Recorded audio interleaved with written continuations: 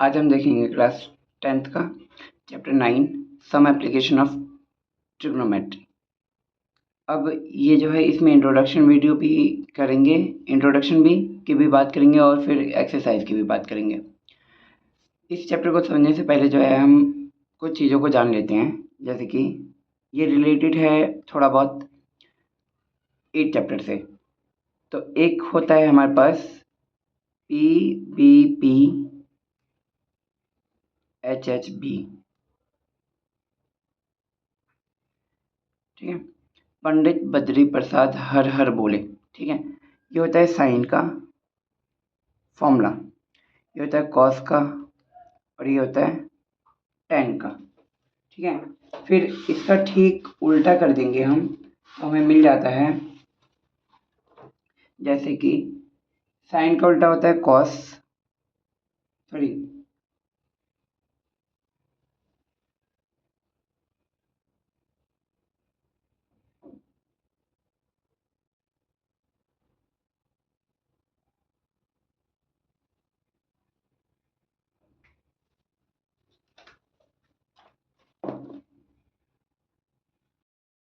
आज इस वीडियो में देखेंगे हम क्लास 10th का चैप्टर 9। चैप्टर का नाम है सम एप्लीकेशन ऑफ ट्रिग्नोमेट्री। ये एक इंट्रोडक्शन वीडियो है, इसमें ही हम 9.1 भी जो है कवर करने की कोशिश करेंगे।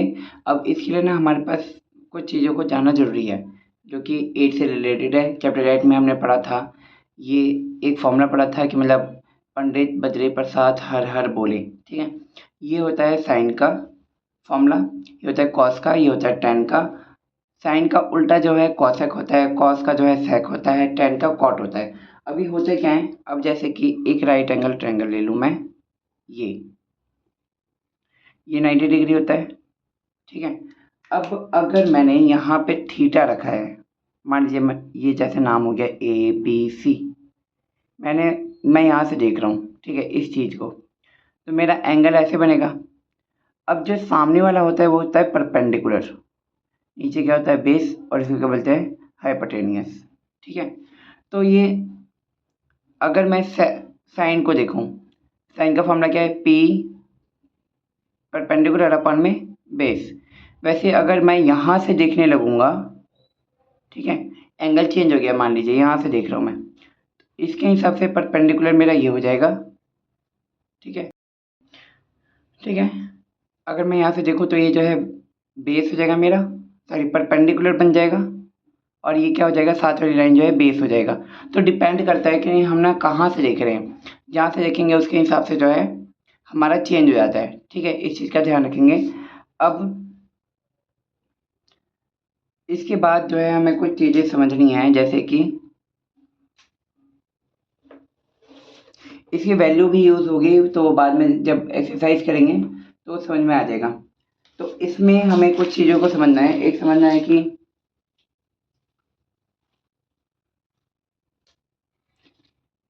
लाइन ऑफ साइट,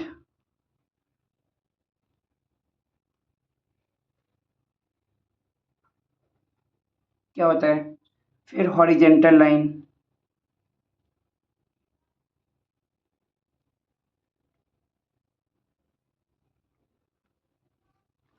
फिर समझना पड़ेगा हमें angle of elevation,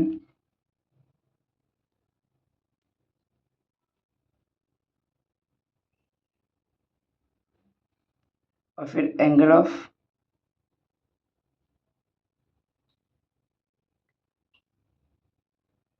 depression. Hindi में नाम बता देता हूँ एक बार, इसको बोलते हैं दृष्टि रेखा, ये होता है क्षैतिज, इसको बोलते हैं उन्नयन,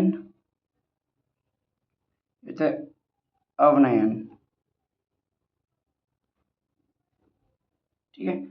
अब होते क्या क्या है ये, तो जैसे कि एंगल ऑफ साइट होता है, जैसे कि एक बेस हो गया, यहाँ पे कोई खड़ा है, ये जो है बेस है, यहाँ पे कोई आदमी है या फिर कुछ भी है, यहाँ से हम किसी चीज़ को देख रहे हैं ऊपर की तरफ, ठीक है। तो ये जिसे हम देख रहे हैं उसे बोलते हैं लाइन ऑफ साइट। कौन सी लाइन है, ये लाइन ऑफ साइट है। और जो सीधा होता है वो उसे बोलते हैं हॉरिजेंटल। क्लियर है? हॉरिजेंटल क्या होता है? जो सीधी पैरेलल लाइन होती है, सीधी लाइन मतलब। एंगल ऑफ एलिवेशन क्या होगा? जो इसके बीच में एंगल बनेगा, एंगल ऑफ एलिवेशन। अब डिप्रेशन क्या होता है? डिप्रेशन। अब जैसे वापस से ये क्या हो गई? हॉरिजेंटल लाइन हो गई। अब जब ऊपर से किसी भी चीज़ को नीचे की तरफ देखेंगे, मान लीजिए कि एक आदमी यहाँ पे है और नीचे जो है वो कार को देख रहा है, एक बिल्डिंग पे है और वो जो है कार को देख रहा है, तो उसका जो है यूं बनेगा एंगल। तो जब नीचे की तरफ बनेगा तो उसको बोलेंगे क्या? डेप्रेशन। ठीक है, अवनयन कोण। ये जो है एंगल ऑफ